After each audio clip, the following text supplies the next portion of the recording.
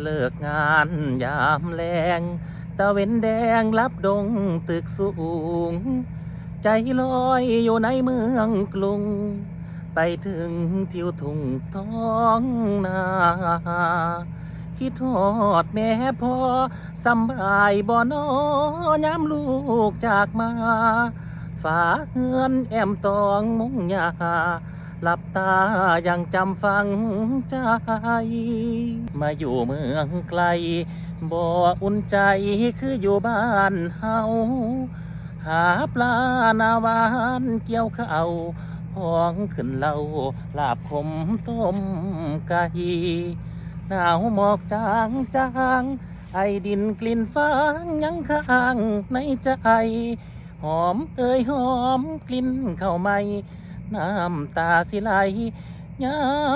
มคือทอดบาน